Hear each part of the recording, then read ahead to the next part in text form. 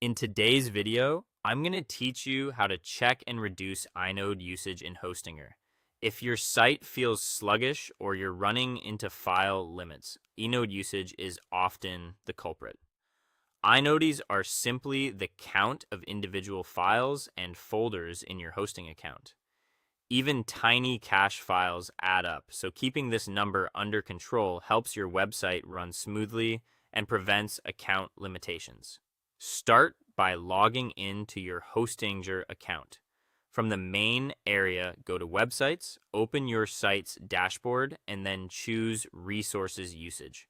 Here, look for the inode or file count. This gives you a snapshot of how many files your account is using and how close you are to your plan's limit. Next, review which folders or directories are using the most files.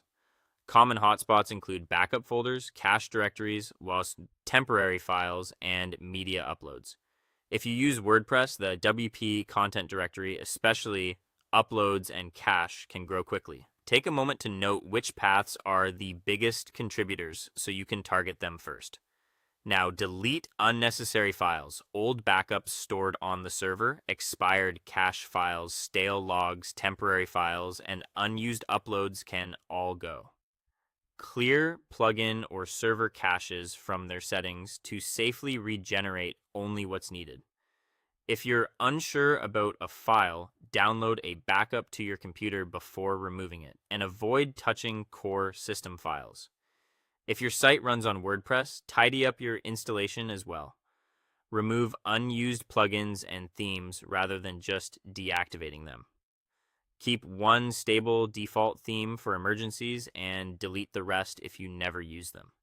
If you have staging copies or old website versions lingering in subfolders or subdomains, remove them once you no longer need them. Also, clear the media library's unused items and empty the trash so those files are truly deleted.